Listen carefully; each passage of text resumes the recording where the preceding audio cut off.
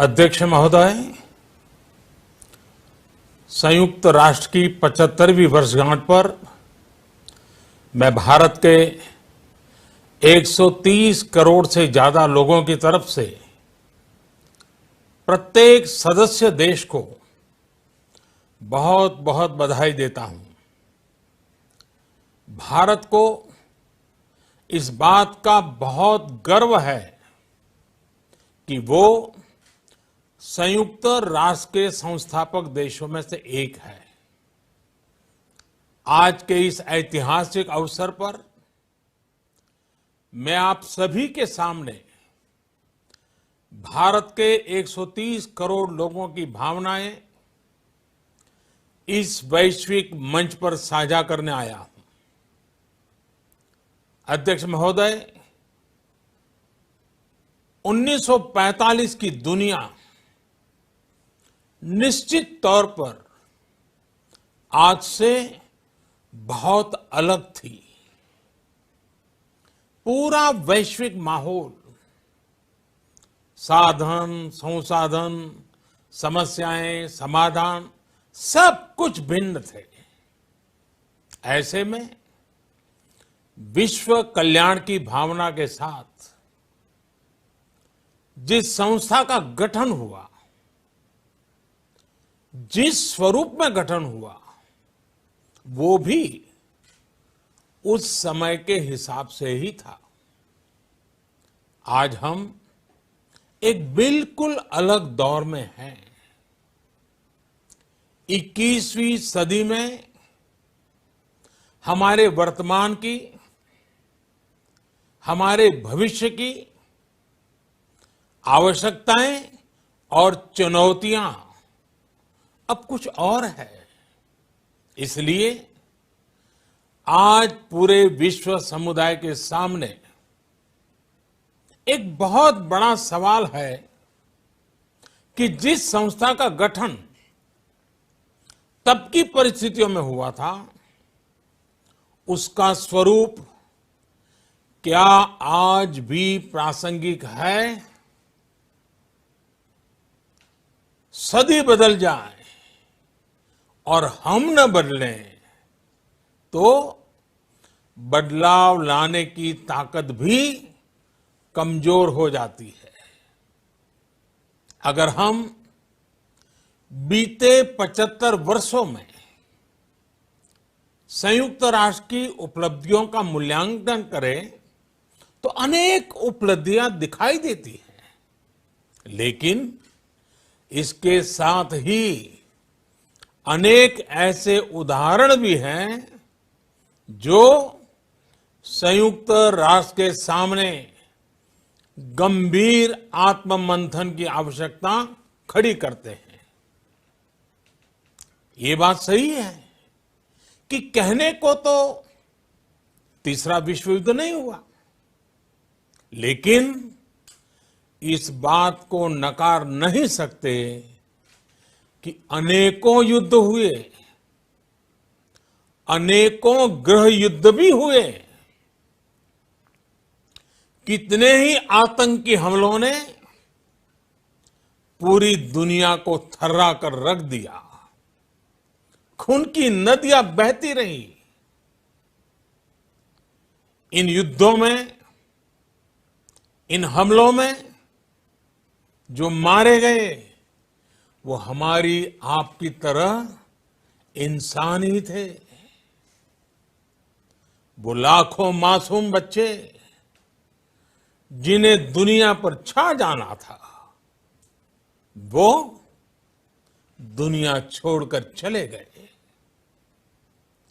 कितने ही लोगों को अपने जीवन भर की पूंजी गंवानी पड़ी, अपने सपनों का घर छोड़ना पड़ा। उस समय और आज भी संयुक्त राष्ट्र के प्रयास क्या पर्याप्त थे? पिछले 8-9 महीने से पूरा विश्व कोरोना वैश्विक महामारी से संघर्ष कर रहा है। इस वैश्विक महामारी से निपटने के प्रयासों में संयुक्त राष्ट्र कहां है? एक प्रभावशाली रिस्पांस कहां है? अध्यक्ष महोदय, संयुक्त राष्ट्र की प्रतिक्रियाओं में बदलाव, व्यवस्थाओं में बदलाव, स्वरूप में बदलाव आज समय की मांग है।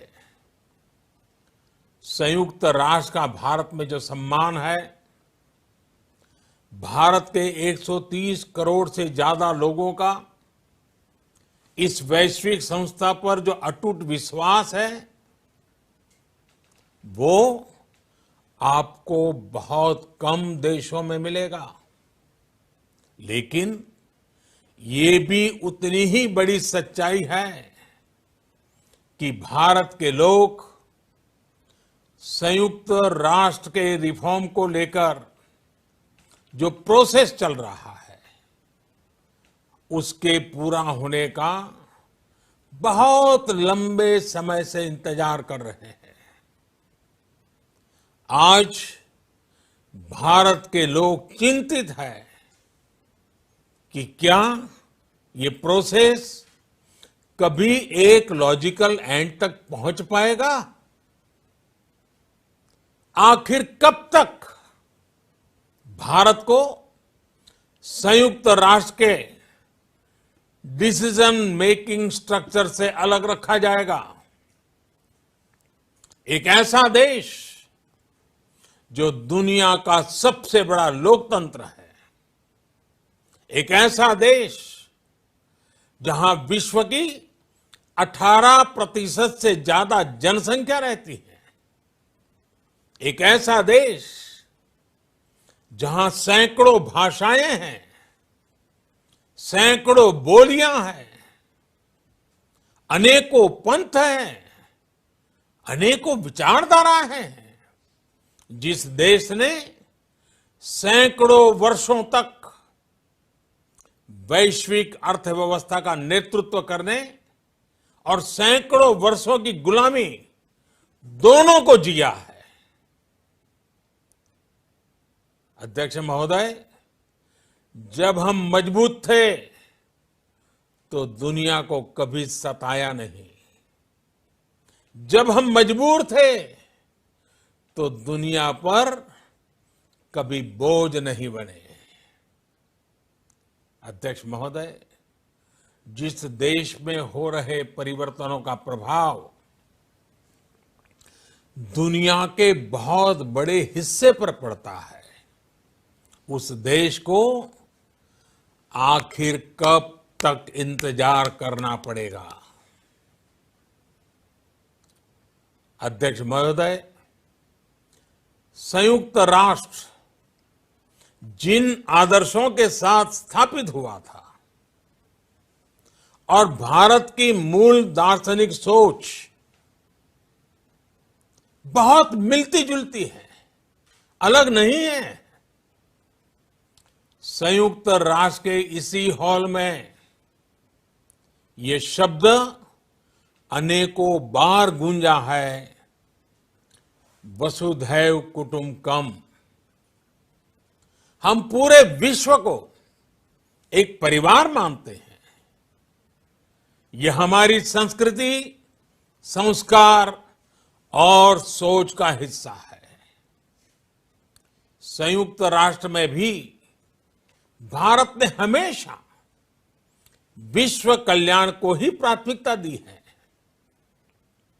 भारत वो देश है जिसने शांति की स्थापना के लिए लगभग 50 पीस कीपिंग मिशंस में अपने जांबाज सैनिक भेजे। भारत वो देश है जिसने शांति की स्थापना में सबसे ज्यादा अपने वीर सैनिकों को खोया है।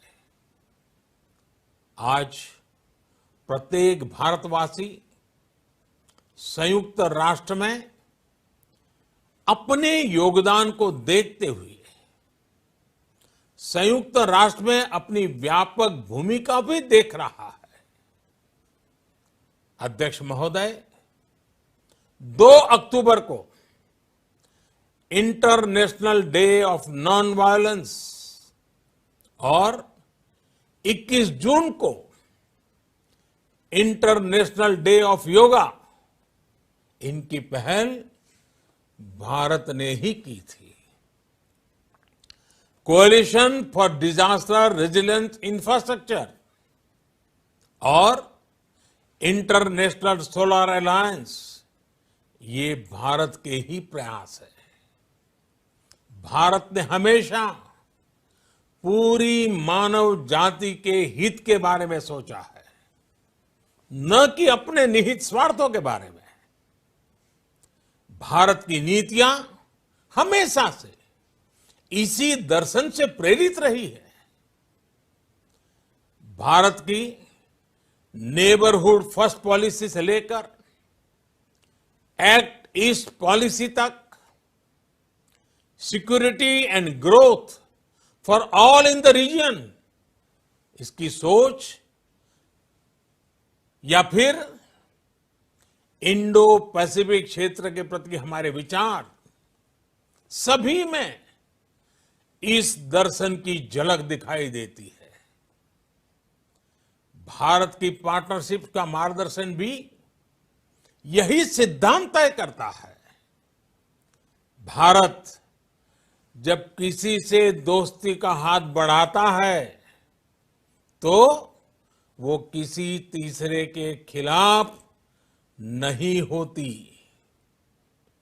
भारत जब विकास की साझेदारी मजबूत करता है तो उसके पीछे किसी साथी देश को मजबूर करने की सोच नहीं होती। हम अपनी विकास यात्रा से मिले अनुभव साझा करने में कभी पीछे नहीं रहते। अध्यक्ष महोदय, पैंडेमिक के इस मुश्किल समय में भी भारत की फार्मा इंडस्ट्री ने 150 से अधिक देशों को जरूरी दवाइयां भेजी हैं। विश्व के सबसे बड़े वैक्सीन उत्पादक देश के तौर पर आज मैं वैश्विक समुदाय को एक और आश्वासन देना चाहता हूं। भारत की वैक्सीन प्रोडक्शन और वैक्सीन डिलीवरी क्षमता पूरी मानवता को इस संकट से बाहर निकालने के लिए काम आएगी। हम भारत में और अपने पड़ोस में फेज 3 क्लिनिकल ट्रायल्स की तरफ बढ़ रहे हैं। वैक्सीन की डिलीवरी के लिए कोल्ड चेन और स्टोरेज जैसी क्षमता बढ़ाने में भी भारत सभी की मदद करेगा। अध्यक्ष महोदय, अगले वर्ष जनवरी से भारत सुरक्षा परिषद के अस्थायी सदस्य के तौर पर भी अपना दायित्व निभाएगा।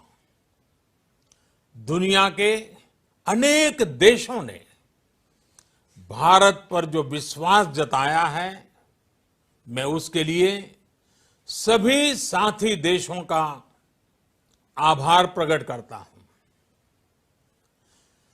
विश्व के सबसे बड़े लोकतंत्र होने की प्रतिष्ठा और इसके अनुभव को हम विश्व हित के लिए उपयोग करेंगे। हमारा मार्ग जन कल्याण से जग कल्याण का है। भारत की आवाज हमेशा शांति, सुरक्षा और समृद्धि के लिए उठेगी। भारत की आवाज मानवता, मानव जाति और मानवीय मूल्यों के दुश्मन आतंकवाद, अवैध हथियारों की तस्करी, ड्रग्स, मनी लॉन्ड्रिंग के खिलाफ उठेगी। भारत की सांस्कृतिक धरोहर, संस्कार, हजारों वर्षों के अनुभव हमेशा विकासशील देशों को ताकत देंगे। भारत के अनुभव, भारत की उतार चढ़ाव से भरी विकास यात्रा विश्व कल्याण के मार्ग को मजबूत करेगी। अध्यक्ष महोदय, बीते कुछ वर्षों में रिफॉर्म, परफॉर्म, ट्रांसफॉर्म इस मंत्र के साथ भारत ने करोड़ों भारतीयों के जीवन में बड़े बदलाव लाने का काम किया है। ये अनुभव विश्व के बहुत से देशों के लिए उतने ही उपयोगी हैं जितने हमारे लिए।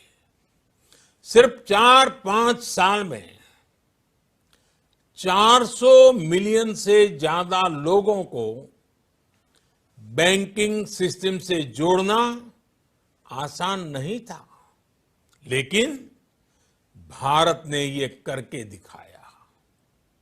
सिर्फ 4-5 साल में 600 मिलियन लोगों को ओपन डेफिकेशन से मुक्त करना आसान नहीं था, लेकिन भारत ने ये करके दिखाया।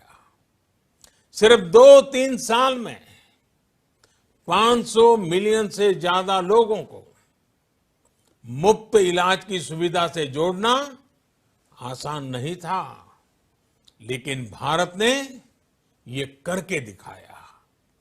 आज भारत डिजिटल ट्रांजैक्शन के मामले में दुनिया के अग्रणी देशों में है।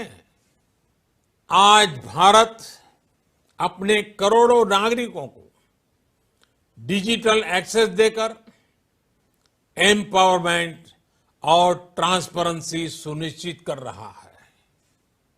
आज भारत वर्ष 2025 तक अपने प्रत्येक नागरिक को टीबी से मुक्त करने के लिए बहुत बड़ा अभियान चला रहा है। आज भारत अपने गांवों के 150 मिलियन घरों में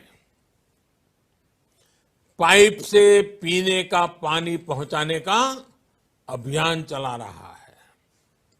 कुछ दिन पहले ही भारत ने अपने 6 लाख गांवों को ब्रॉडबैंड ऑप्टिकल फाइबर से कनेक्ट करने की बहुत बड़ी योजना की शुरुआत की है। अध्यक्ष महोदय, पैंडेमिक के बाद बनी परिस्थितियों के बाद हम आत्मनिर्भर भारत के विजन को लेकर आगे बढ़ रहे हैं।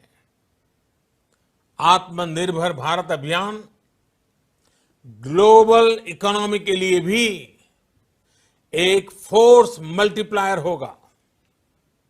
भारत में आज ये सुनिश्चित किया जा रहा है कि सभी योजनाओं का लाभ बिना किसी भेदभाव प्रत्येक नागरिक तक पहुंचे। विमेन एंटरप्राइज और लीडरशिप को प्रमोट करने के लिए भारत में बड़े स्तर पर प्रयास चल रहे हैं।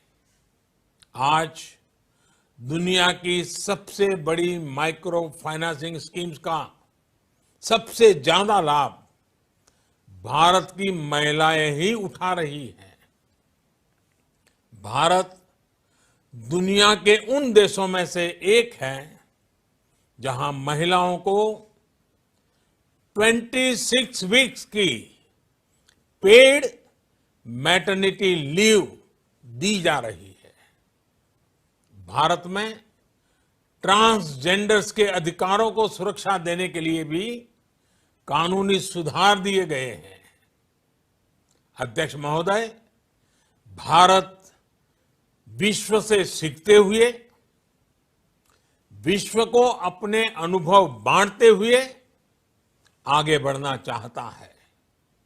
मुझे विश्वास है कि अपने 75वें वर्ष में संयुक्त राष्ट्र और सदस्य सभी देश इस महान संस्था की प्रासंगिकता बनाए रखने के लिए और प्रतिबद्ध होकर काम करेंगे। संयुक्त राष्ट्र में संतुलन और संयुक्त राष्ट्र का सशक्तिकरण विश्व कल्याण के लिए उतना ही अनिवार्य है। आइए संयुक्त राष्ट्र के 75वें वर्ष पर हम सब मिलकर अपने आप को विश्व कल्याण के लिए एक बार फिर समर्पित करने का प्रण लें। धन्यवाद।